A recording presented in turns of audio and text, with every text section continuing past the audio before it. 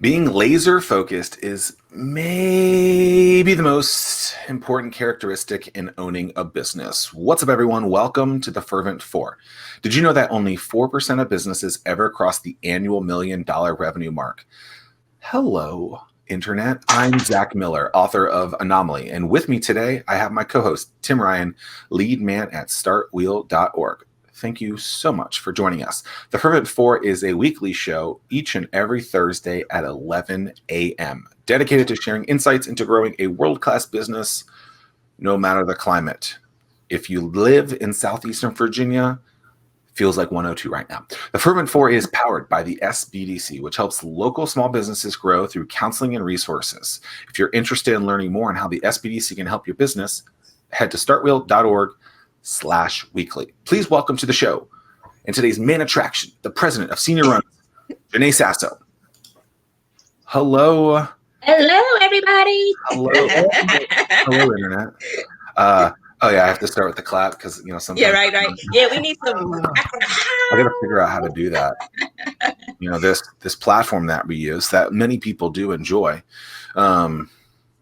They often ask, like, where's the audience? Where's the background noise? And it's you need some special effects. There it is. Yeah, we'll have to add the applause. Yep. I'll figure that out for next week. So I appreciate you wearing the black shirt, both of you. I know that was very nice of you. I an ode to Zack Miller today on this wonderful first Thursday of September 2020. It's pretty crazy. Jaynee, I haven't seen you in 20 months, it seems like. Yeah, it's been a long time. A lot's been happening. So when I saw you that day at Start Peninsula, that weekend at Start Peninsula, which, by the way, tickets are on sale, startpeninsula.com. Yeah, right. There you go. Where were you in the business at that point? How many years had you been working on it? Well, a long time. I started the business in 2013 under a different name and providing different service. It was Carekeepers, Inc.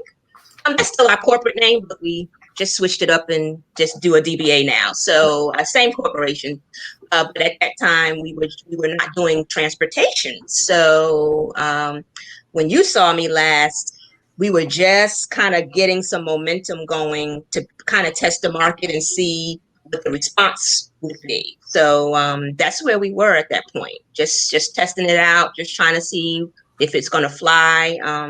So that we can continue to stay in business. So what was not transportation? What was it before? Well, my whole vision was to provide services that supported family caregivers. Those of us that were like myself, that were working, trying to raise a family and just do life, but also had the additional responsibility of caring for someone that was ill. And so for me, I had done that whole run probably about 5 or 6 times by the time I started my business. So I was one of those people that just got inundated with reality that there wasn't much out there to support us. And even the term caregiver wasn't even something that you could self-identify with. As you took care of your loved one, you went to the doctor, they didn't ask about you, they didn't say, wow, you look exhausted, you've got pneumonia, like you need to rest. None of that came up. It was all about the patient and what they needed. So once I got past that point in life, my husband and I, who had never been able to live alone since we've been married in our own home, because we were always caring for someone, looked at each other and said, we don't have anybody else to take care of. I mean, we have children, but that's not quite the same.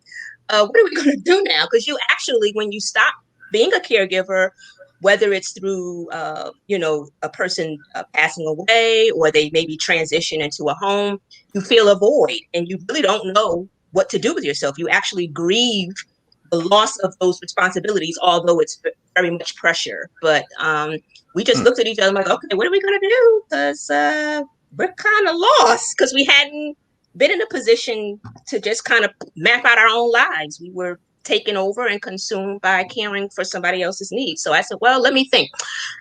Entrepreneurship is always the key for me anyway, to forge my path in the world, because traditional jobs were not going to be satisfied with my crazy caregiving schedule and mommy schedule. So I said, well, why don't I start a business that I think would support caregivers. What did I want to have? What would I have liked to have?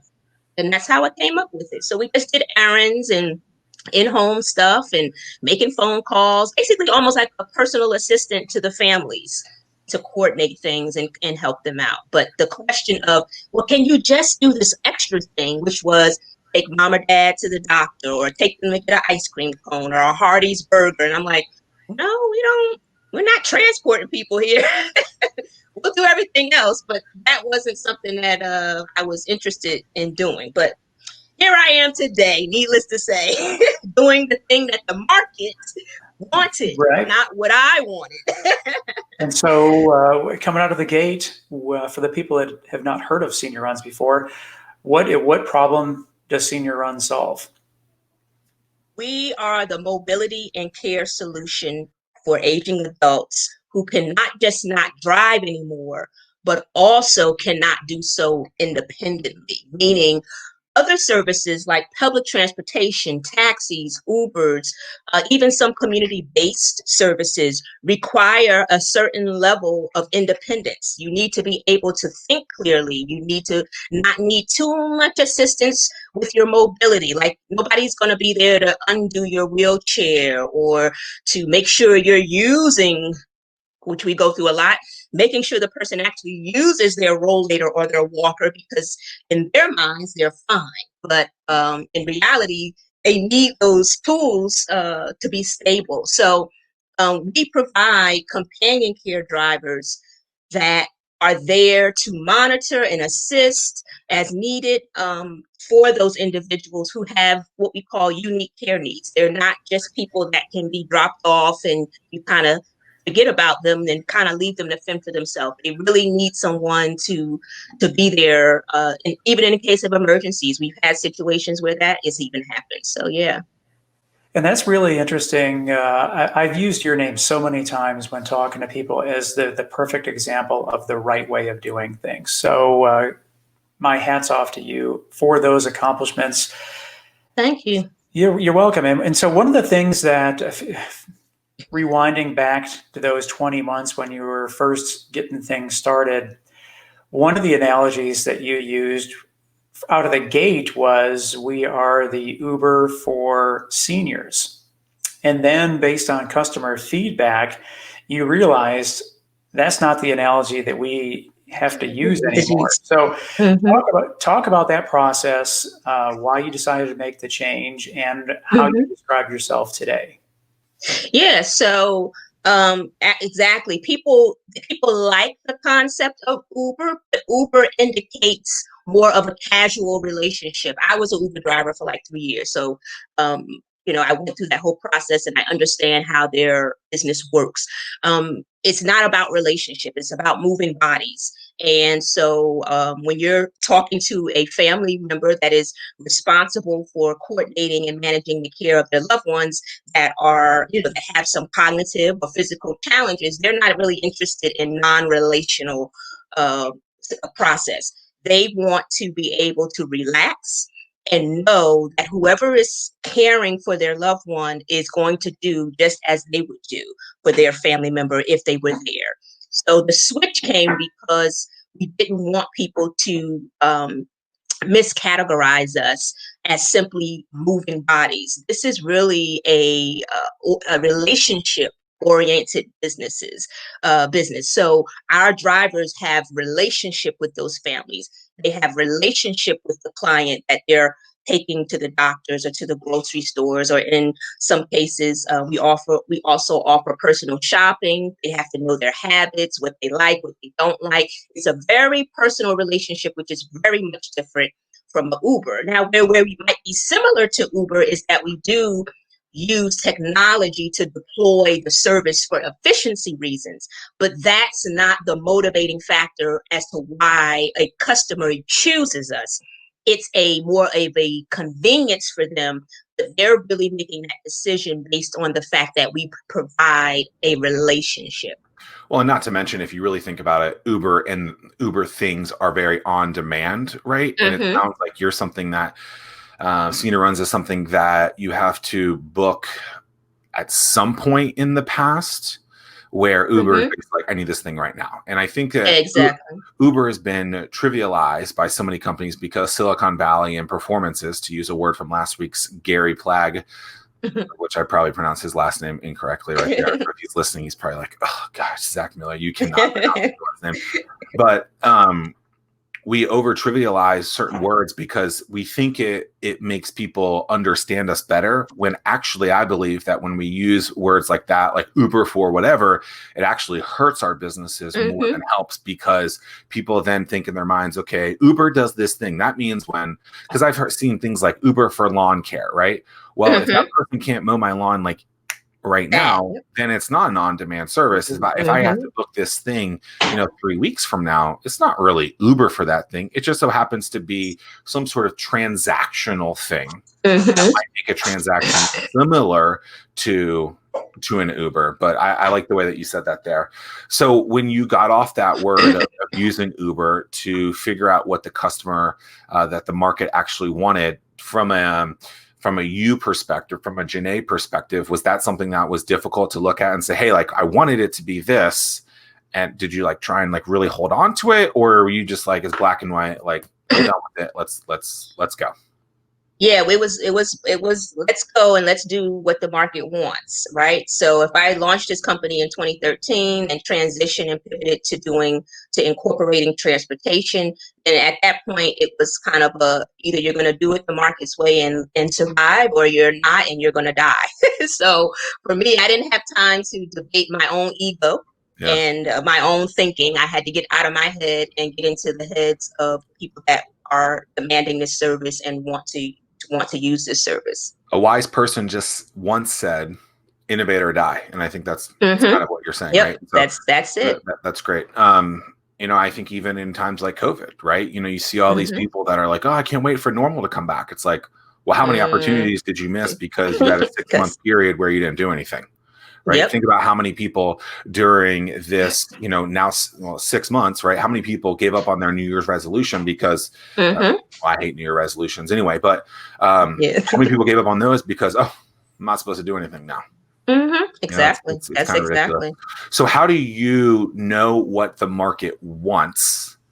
Like, what are you doing to track that actual statistics of what and how you actually understand what the market wants? Because I think a lot of people will say, oh, I had this conversation with this person, I had a conversation with my mom, my mom says this, it's that target customer, that target market, therefore that's what she wants. So how do you understand what the market really wants? Making sure that you are really meticulous about collecting data. So from day one, I've been collecting data, right? I've collected data on, the type of people we service. Because one of the statistics that I even use in my pitch is that, our ideal customer is someone that has 2 or 3 chronic diseases. Well, I did that. I came up with that based on some statistics that I read. So I needed to figure out, was that really true? So in the beginning, it's all hypothetical, right? You don't really know if your hypothesis is true. So you got to go out and collect data to see if what you're really saying is correct. And it comes to find out that, yes, the people that we serve will have about 2 to 3 chronic diseases. That's why they can't travel by themselves or be left alone. The next thing was talking to your actual clients, getting people to pay you for a service and finding out exactly what they think of your service. So I'm always open to feedback, even from my drivers, my companion drivers. I always ask them. We have meetings, and I just tell them, just tell me what you think. If there's new technology that I'm using, I deploy it to a few, let them play around with it and give me feedback, even from the customer's perspective. So it's all about collecting key data and having conversation, not just talking to your mom or your dad about, how great your business, or your friends. Like, my friends really don't know what I do. They have really no idea. So because I never look to them for that. I want the real feedback, the honest feedback that you can only get from a stranger that has no reason to lie to you. Right. No, that's so important. And again, that is another key element to starting a successful business. You have to be open to that. You cannot take offense to things that aren't good news or things that you may not want to hear. I mean, it's It's all about strengthening your business and moving forward. One of the things that you touched on that I'm curious about in terms of who do you see as your client? Is your client the person that you pick up and are driving, or is it the children of the parents that you're driving around? What is that split in terms of your customership? Yeah, it's about 50-50 from the data that we've collected. We have families that call because they live in some cases across the globe, and they have family here that need love and care. And then we have some seniors that have felt stranded and they don't want to, get on a bus with a bunch of people and nobody be there to assist them. They want to know that someone is dedicated to them. And that has even become more of a prominent concern with COVID. So we started getting calls once, we kind of went through that third phase where doctors were starting to see patients again and things like that. A lot of seniors started calling because they said, well, I don't want to get on a crowded van or shuttle bus. I don't want to get on the public transportation. I don't want to get in a cab with somebody that I don't know. Right? They wanted the assurance that whoever they were working with, it was going to be the same person pretty much all the time, and that we as a company were doing what we needed to do to ensure that we were working to mitigate the spread of COVID. So those key things are very important to seniors, and just having someone to pay attention to them and they don't want to be a number. They're very much into customer service. So you got to know what your customer and clientele what their expectations are of when they're doing business. Okay, I have to do this because it's important. Okay, so the reason why you can't ask your mom for business feedback, I'm gonna tell you a little story.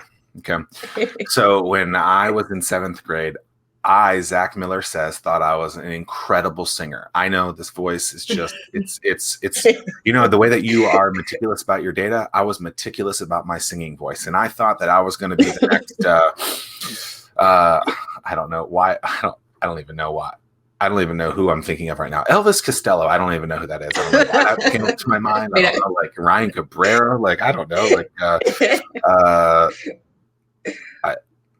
Jay-Z, Chester Benningfield. Like, I don't know. I was an amazing vocalist, right? And so I go to 7th grade. I'm in 7th grade. I try out for a chorus class, and I'm sitting there, and across the table is Simon Cowell. Okay, it wasn't Simon Cowell, but that's. I'm trying to make the story, and I sing, and I was like, man, knocked it out of the park. My mom beforehand was like, Zack, you're an amazing singer. So my whole life, my mom has been telling me how great of a singer I am. And I'm like, gosh, like I can hear it. And I'm like, I'm amazing. Like, this is great. So I look across the table after I sing, and Simon Cowell actually stops me in the middle of it and is like, stop, you're done. And I'm like, wow, I was that good. He already knows. Nope. Simon Cowell goes, Zack Miller, you are not going to make this this chorus class. You're not going to make this. You're terrible, right? And my mom was shocked to hear that story. My mom was like, but you're such a great singer. And I basically I gave up on singing at that point. I know I'm a quitter. How dare me? But I realized that you can't listen to your mom for this kind of feedback, right? And so I told my mom this story like literally 3 years ago. And she goes, yeah, Zack, but you are a great singer. And still to this day, I'm a great singer. And I'm like, Mom, like, I'm not a good singer. Like, this is ridiculous. And so if you are sitting there and you are trying to get customer data, if you're trying to figure out if this idea, this hypothesis on your business is something real, don't ask your mom, because she'll still think that you have the best business idea or the best singer in the world. And it's true, right? Try and find you. I think you use the word like that random stranger, right? Like get the money out of someone's pocket. I think that's incredibly valuable, right? Because even if someone agrees that like, yes, I want this thing, getting them to pull out their wallet, which this is a cell phone, which ultimately I guess is a wallet, right? Yep. That's hard. That's really hard. I mean, something like 65% of carts are left empty on Amazon. So if Amazon has that problem, why wouldn't you? So thinking about technology, I'm interested in Just a yes or no question. Do you find that you're a technologist? Do you find that you're something? Do you find that you're someone that understands technology pretty well, or you're kind of on the novice end of that? Novice. Okay. Huge novice. Got it. That's what I figured, right? And so knowing that you're not good at technology, how do you then implement technology into a business that you have no idea really how it works, if this is what people want, and all the strings attached with technology in a business that is so necessary to have a piece of technology wrapped around it? Find people smarter than you that you can that have the credentials and the background that you can trust what they're saying, right? So part of being successful is knowing what you're good at and knowing what you're not good at. And for those areas of weakness, you get you some folks that know more than you and that can help you to navigate. And then you have to be willing to at least learn enough to be dangerous. So educating myself on terminology and things. I'm sitting and talking with like some web guys and that are going to be working on my app.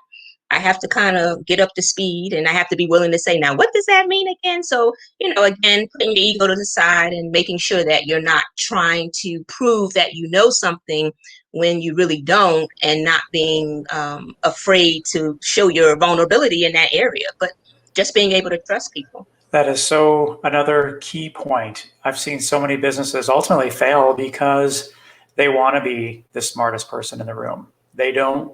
They have this fear that if someone knows more than I do, that I'm not a successful business leader.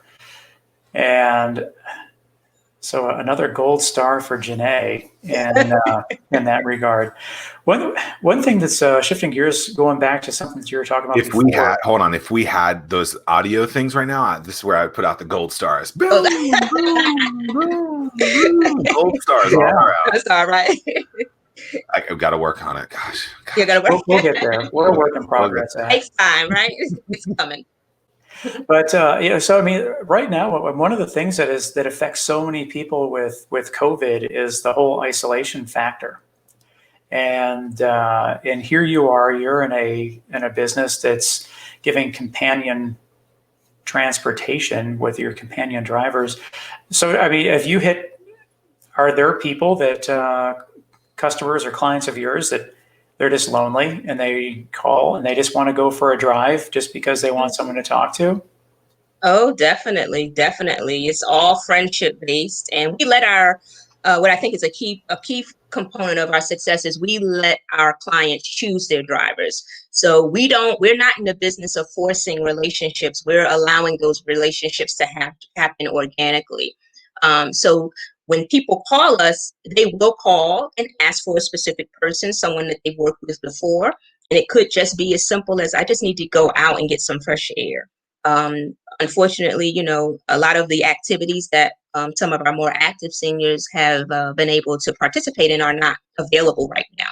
So we help to kind of create some outdoor activities that they can do and keep them engaged in physically exercising, because that's a big part of preserving and extending one's life is activity. Once a person is isolated and cut off from the world, their health declines very quickly. So it's very important that we make ourselves available and help to create some outlets for them to be able to still be social and stay engaged, but also be safe. So we're excited about that. We all need someone to talk to.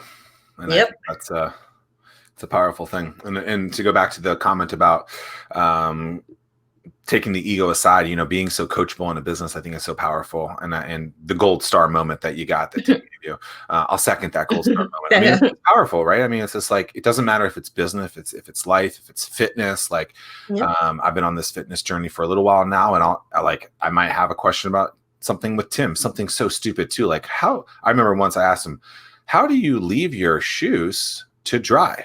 Upside down or right side up? And like, literally the stupidest question can be so powerful, and you save 6 hours in drying your shoes. And so shoes, yep. Mm-hmm. I mean, exactly. With the humidity outside, it being 102, 102. It's hard. Yep, it's hard to dry them. Yep. It's wild. Tenacity is one of my favorite words. Grit is another word associated with that. It sounds like you've had to have a lot of grit through all of this. Is that something that is grit earned? Is it learned? Is it something that you just have to like learn through from other challenges? Like how do you have tenacity, the tenacity to be 8 years in business, to have people that weren't supportive throughout? Or like how does Jaynee, like, in tenacity become what it is?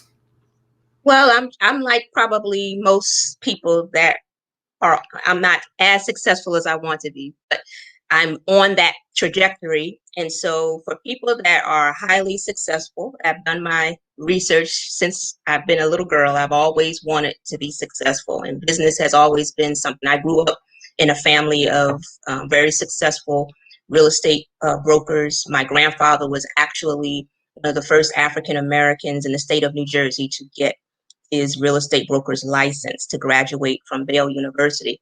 So hardship that I've experienced, like a lot of people that are successful, you'll hear their stories about all that they went through. I'm no different. I've had hardship from day one. Matter of fact, when I was born, I could not walk. I had something called hip dysplasia, and I had acute respiratory distress. So my life has never started or been easy. And so that muscle of grit and tenacity and perseverance has been very well exercised. When I get to heaven, if I make it in, I pray, I am going to ask the Lord, was all of that really necessary? But when I look back, I see that it very much was necessary, because there are some stresses and weights of responsibility in entrepreneurship, especially when you start to be successful, that you are not going to survive emotionally or physically if you don't have the ability to carry that weight.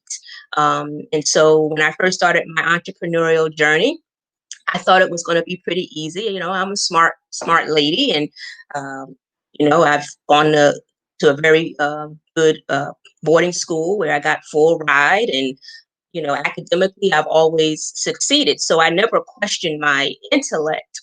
But that's not all it takes. Intellect takes you to a certain point, but then you've got to be able to last. You've got to be able to stand for a long, long time, even when things are not turning out quite the way that you want. So just my upbringing and what I've had to endure over the years has kind of forged that in me. So once I got to this point, it's like, well, I've been through all of that. So I think I can stand this a little bit. Well, and it's funny when you look back, at least when I look back with my journey, one of the things that I always tell my kids is the magic happens outside of your comfort zone. Mm-hmm. And I live so far out of my comfort zone now that I don't even know if I have a comfort zone, to be honest. And I look back at some of the opportunities that I threw my hat in the ring to try to accomplish, and I look back and I think to myself, Tim, what were you thinking? You were so, and I can look back, and hindsight is 2020 in this sense that I was like, I wasn't ready.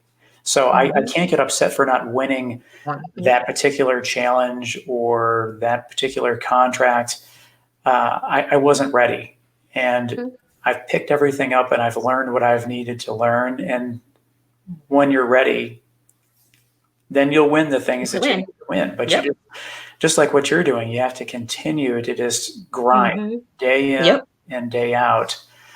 With that being said, what is the one thing that your biggest challenge that you need to overcome in terms of whether if it's a bad habit or that you just have to break through to take your business to the next level?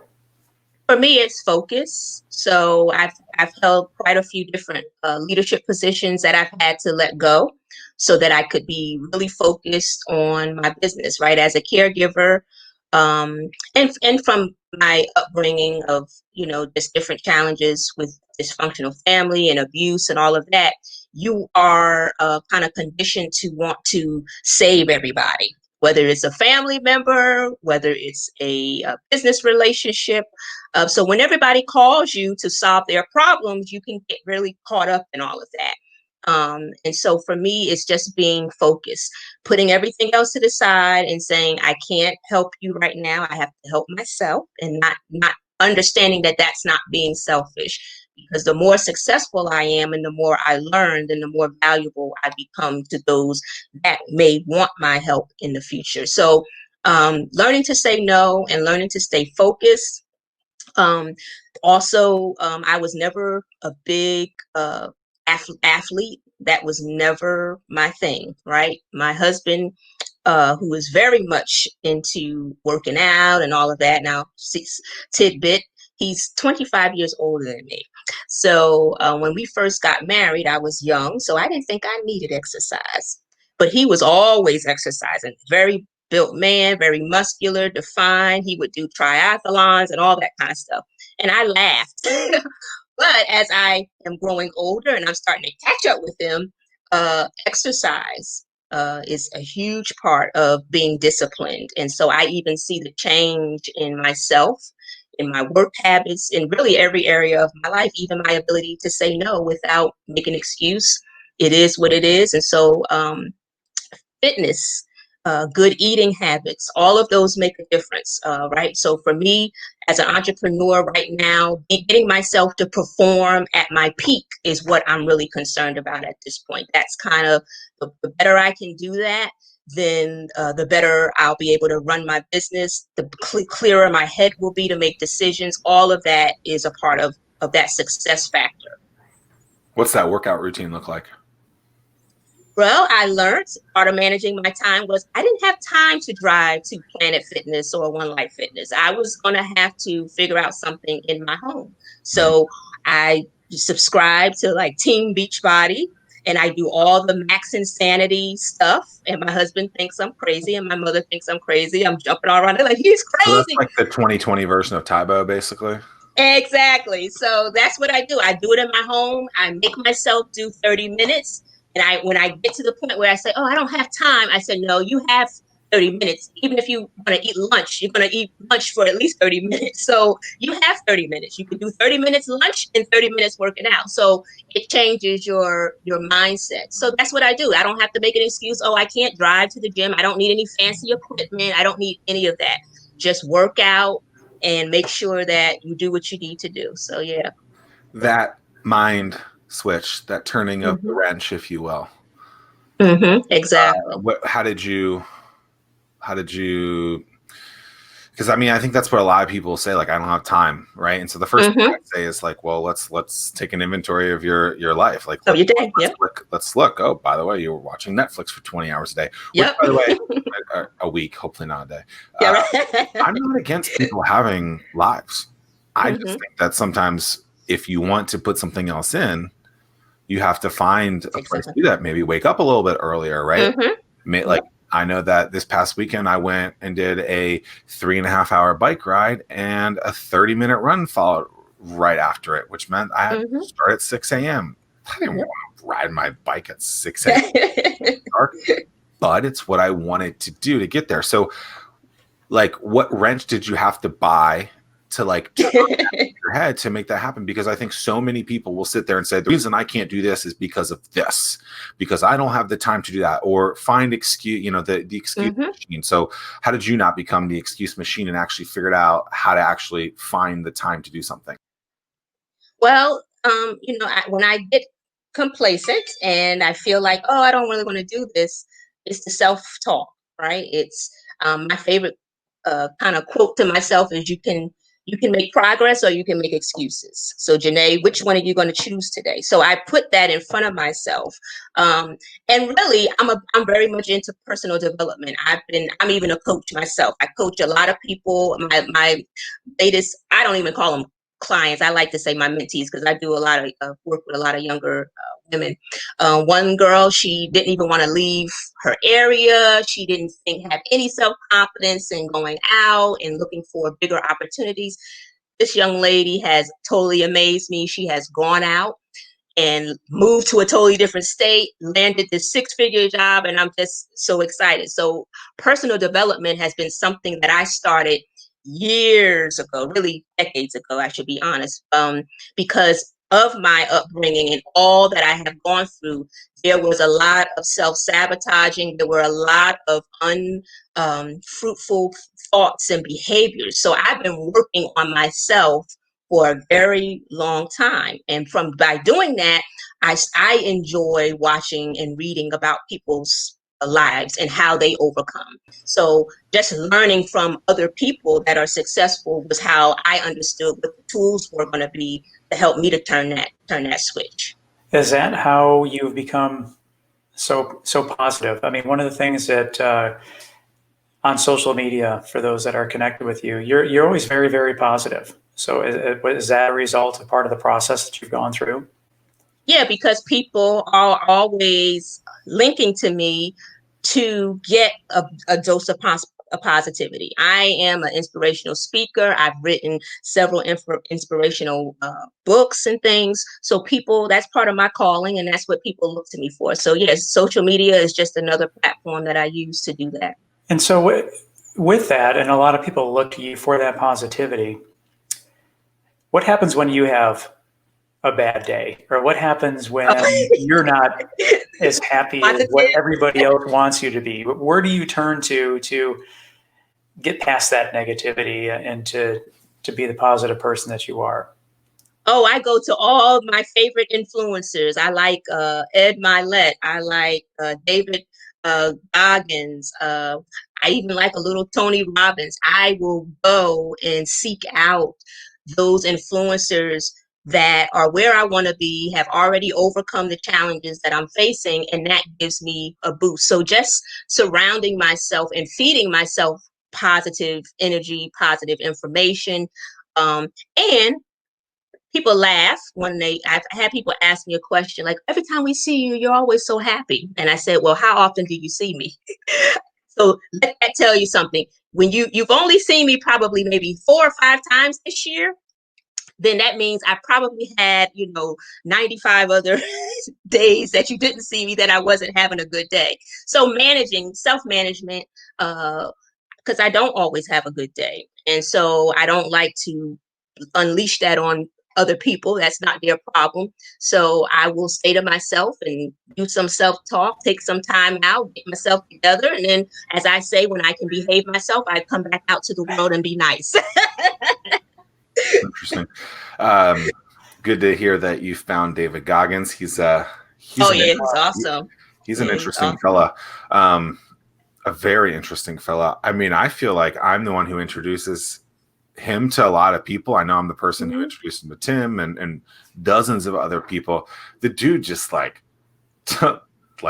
doesn't allow his mind to get in the way. Yep. So my favorite quote, and I'm going to ask you what yours is too, so you can be thinking about this, but my favorite quote of his is something along the lines of, when you think you've hit that wall, you're only at 40%. Mm-hmm. So to think that you're not even at halfway and that you still have so much more to give, it is so interesting. And so I kind of felt that this morning. I went on a swim. I was trying to go for a very, very fast time, fast for me time. And I was probably 40% into it, 30% into it. I'm like, man, I don't know. Now I didn't actually end up getting the time. So I guess I was right in that, but I pushed through and still had one of my personal best recently. So that's interesting that you can like shift your mind into something and be like, no, like you're fine. Keep going through. It's like 17 seconds. Mm-hmm. Like you'll be okay. So what's your favorite kind of Goggins moment, if you will? I watched him on actually Ed Milet's YouTube podcast, and he was just talking about how when he was, killing bugs and how he just woke so up long ago, right? Yeah, and he woke up and it's like, I'm a fat slob. I'm eating donuts and downing milkshakes and all of this crazy stuff, and how he just kept going back and just going back and going back. And I can kind of see how I have done that. I just keep going back. It's like, okay, I got denied. I got rejected. I just keep going back. There's just something that makes you crazy enough to believe that you can just go back. Like there's nothing to stop you. So I'm just impressed with his mental fortitude, and that kind of definitely encourages me to keep it up. So sooner or later, you just keep chopping at it. It's going to break. Have you read his book? No, I haven't. I have not done that yet. The recommendation, I think, by Tim and myself would be listen to the book because Okay. it's one of the most uniquely done books ever, where it's the written form, and then after every chapter, it's voiced by someone other than him, which I don't normally like, but in this case, I think it works. So it's him, some other guy voicing it, and then at the end of it, it's like a mini podcast of the guy who just voiced it and David, who had just been listening to it, the guy in the studio, kind of going bantering back and forth, like, okay, now that it's been a couple months after you wrote this, like, tell me more, give me more in depth of this. It's very unique, and I don't know, when I write book 2, I think that'll probably be something that I steal. Yeah, that's pretty neat. Yeah, I have to check it out. Yeah. Zach, when do you run your race, or when is your triathlon? So September 19th is the date. So we have to come up with, maybe we'll commit to it on this show, but we have to come up with a date for the 4x4 by 48. Yes. So Jaynee, he has this thing. I know you're back into fitness and that you love it. Right? Maybe your husband will want to do this too with you. So he has this, I guess they call it the Goggins Challenge. Oh. Yes.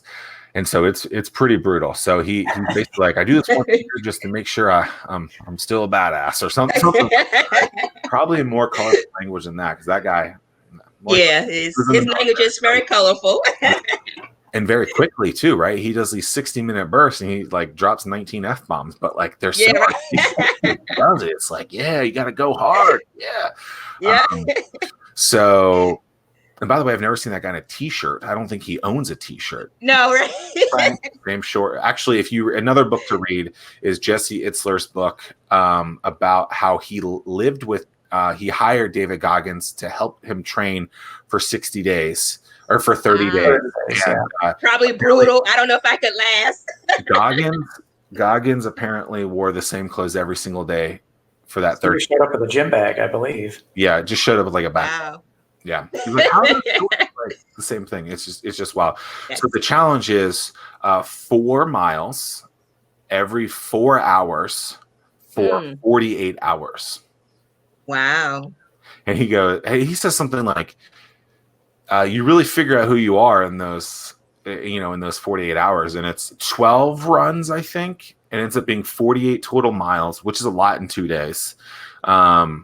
But yeah, I mean, that's the thing that's the next immediate thing that I'll do, just to see what that's like. I don't even know that I've never done a double run day. So to then do a double run times 6. Yeah, that's insane.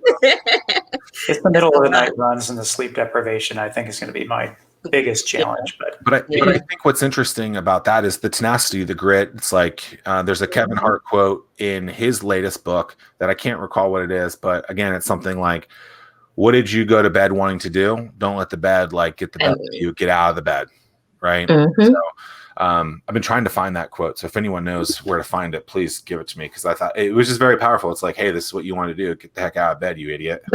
Yep. You want to win or not? And so yeah, if you want to do the Goggins challenge with us, let us know. Like, that'll be I'll consider it. I don't know if I could even hang that long, but I'll think about it. As a slow runner, the challenge is that I got to be out there even longer. Someone like Tim's going to be out there for like 22 minutes every. No, but you can walk, you can run, you can bike. You're going to run it. Come on, man. No, I was, for anyone listening. Right. It doesn't have to be just running. I mean, if you were to do 4 miles biking. That's my husband probably could do that. He does that. He does that all the time. And I fuss at him like, you're going too far. What if you get sick? He's like, no, I'll be fine. I don't have to go that far out either for whatever reason. Right. Whatever reason that might be. So going far out, what's the furthest that you have or one of your staff has driven someone on a companion ride? Probably, let's see. How many miles is it from Virginia to Florida? We have taken someone as far as Florida. That's been the longest trip. So going to Florida, taking people up to the DC area from Virginia. So we've gone a little bit ways, but Florida has been the longest. Yep. Several trips to Florida. Yep. So for anyone listening, if you want to break the record, we have to go further. Yeah, right. Yeah, you got to go further. Have they selected that person beforehand? Because I really hope so before, because if not, man, they really found the person that they didn't like. That would have been bad. No, everybody, usually they know before they would take a trip like that, they pretty much know who they want to work with and who they like. I mean, I believe it or not, I have had some people like, nope, I don't want that person, because it's just personality conflict. So we got enough people that you'll find somebody you don't mind working with. Where do you hope to take this? What's your long-term plans? I would like to see this to be a service that's available nationally. I've gone down to the Florida area. Obviously, I've gone out west and had a chance to speak with the healthcare community out in those areas. And there's definitely a need. Matter of fact, they were ready to sign up some people while I was sitting there talking to them. So it's very encouraging to see that this is something that could potentially be a benefit to people across the nation. I would like to help as many people as I can, and so my goal is to grow it as big as I can so that it can make the greatest impact that it can. Right now, what's keeping you up at night? What's challenging with the business that if you were to ask Tim and I for help on, what would that question be? It's going to be managing growth quickly, managing quick growth, and the finances to keep up with that growth, right? So everybody likes to be successful, but success is expensive. And I had a phone call yesterday from one of my vendors who said, "Oh, you're on the wrong plan. If you're using us quite a bit, and you're going to have to upgrade to the enterprise, list of our group, and this is how much it's going to cost." And I'm like, "Oh, okay, wasn't prepared for that." So just trying to keep up with the pace of growth and trying to manage that growth and make sure that I'm not, that I get the capital that I need. That's pretty much where I'm at right now. Everything else will take care of itself, but right now you got to keep those bills paid as they're growing. They're no longer stagnant, right? Before they were pretty modest and, not too much to come up with. But now we're entering into a new territory of growth and development. So, and that's one thing that, so some people may say, well, I see vans from assisted living facilities or whatever the type of facility is they would see that as your competition, but that's not necessarily your competition at all. Because if I remember right, they're contacting you and they want to push that business off into your court since you specialize in that. Exactly, because they can't service everyone, and what people don't realize about a lot of these communities is that everything is not included, right? So you basically pay rent to house you, and some of them include so many meals a day, but any ancillary things, even your home health care, sometimes people have to hire people privately in order to get that personal attention that they require. So we've started before COVID. Obviously, we were partnering with a lot of the home health community to be able to take some of the load off of them and keep their residents happy. Because at the end of the day, if you're charging someone a significant amount of money, you want to keep them as happy and as comfortable as you can. And so part of our partnership is that we provide an additional support to make them look good and to keep their residents happy and comfortable as possible.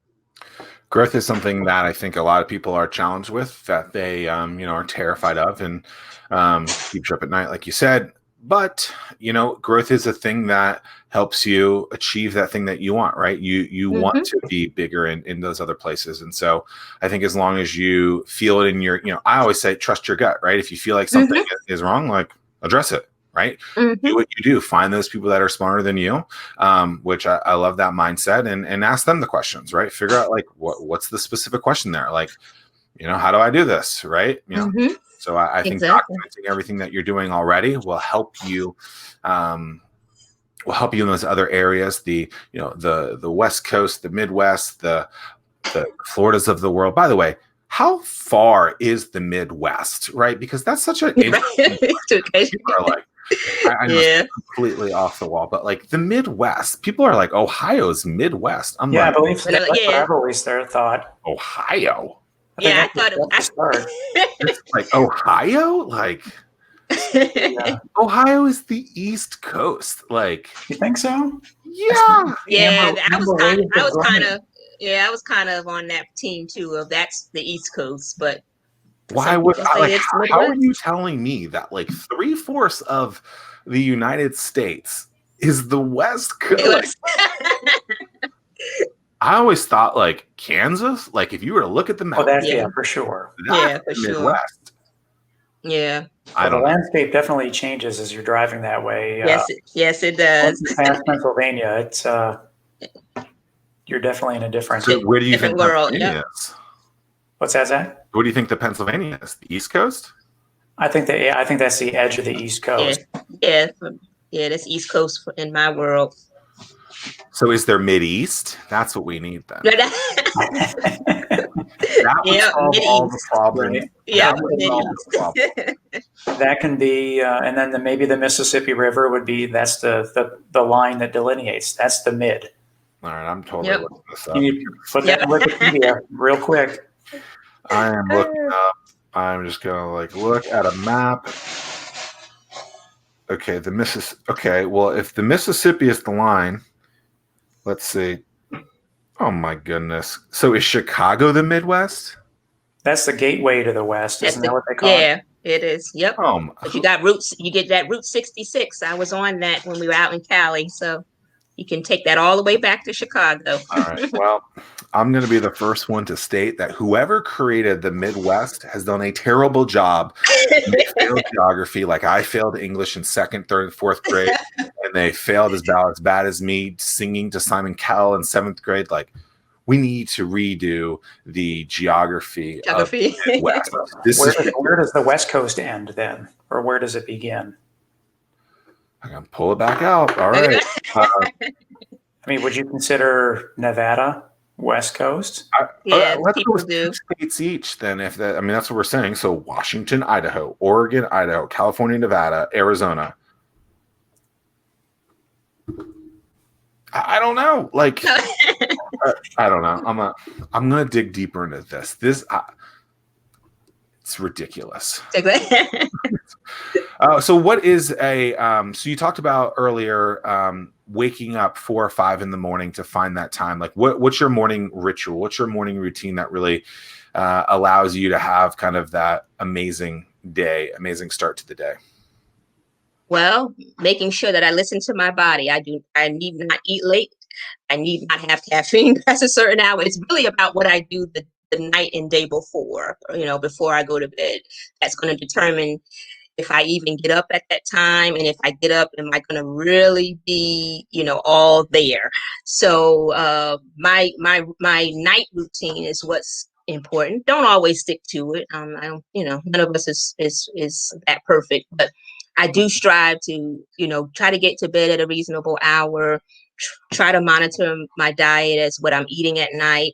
And then in the mornings, just relax a minute before I get up. I need a lot of time to kind of get going. So I don't like to force myself into work. I like to take my time, check on my kids, do the things to set my day, right? So trying not to look at my cell phone because we are a 24/7 operation. And so it's very tempting for me to pick up the phone and see if a driver is trying to reach me or if a customer, booked a new ride or any of those things. So my biggest challenge right now is to not pick up that cell phone until about 8 o'clock.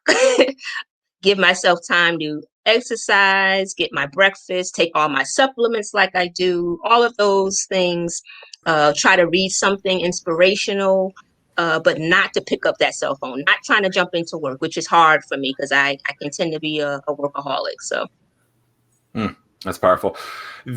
So I might tick you off a little by giving you the statistic, but so you're like a make coffee first thing in the morning type of person. Drink coffee first. Well, I don't drink coffee. I drink what we call mud water. It is mushrooms. Works excellent.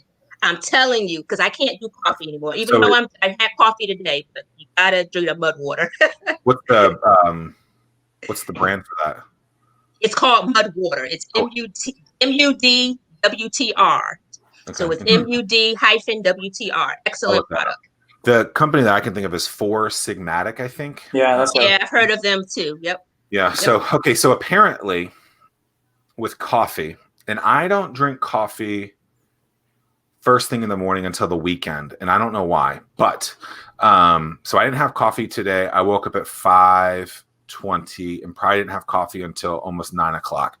Apparently coffee, so most people brew coffee first thing in the morning and they start drinking it immediately. Apparently for that caffeine or whatever is in coffee that will caffeinate you, it takes 60 to 90 minutes of your body to actually wake up to do the thing that it needs to do for that coffee to actually do what you want it to do, which is interesting. So most people want that immediately and they want to get that jolt when they're actually just not getting it. And so they might, like from a placebo, think that they're getting it. But if they wait a little bit and do some of the things like you do first, it sounds like, then that coffee will actually stimulate in the way that they want to, if it's a stimulant. And if they drink mud water, they will notice that it gradually wakes you up. Like, I love it, and it lasts throughout the whole day. Is it expensive? It does not spike compared to coffee? Yeah, it could be. Well, it's a little pricey, but for me, because I couldn't drink coffee and I like the brain focus and get that fog out of my mind, it really helps to clear my mind. So for me, it's about waking me up and clearing my mind, getting my mind ready for the day. It's cheaper than like going to Starbucks. Oh yeah. I mean, you can get a 90-day supply for about $150. I mean, you probably spend that if you go to Starbucks. I know people that go to Starbucks twice a day. The average order at Starbucks, I asked them one time. So that means it's cut in stone. Like, this is the actual number, because I asked one time when I went to Starbucks. $7. Huh? How much? $5 to $7. Okay, so I figured it was $5. What did you think? What do you think it is, Jaynee? I thought it'd be about $4. Okay. The average order they said was $10. Wow. Per person. Wow. The overwhelming majority of people buy a $5 to $7 drink and then get some other thing with it. Oh. Which I was just like, whoa, wow. Oh well, yeah. Then it's cheaper than Starbucks. Then.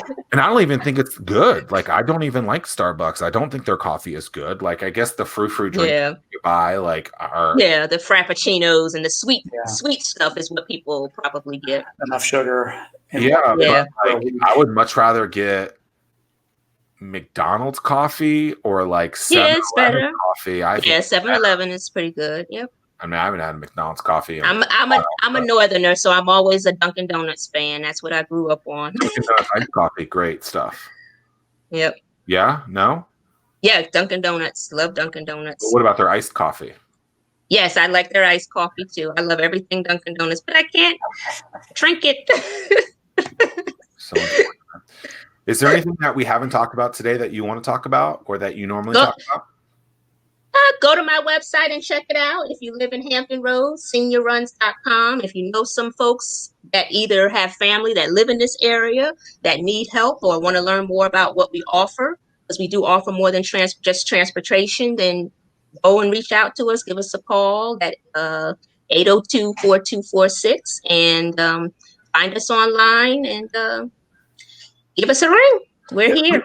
One question I did not have a chance to ask, for those people that are interested in driving, what qualifications do drivers need? You don't just hire anyone that just has a driver's license. Exactly. You do need to have some healthcare experience. If you have any kind of healthcare credential, PCA, CNA, RN, LPN, anything like that, that's helpful. If you're, first aid, CPR certified, that's helpful as well.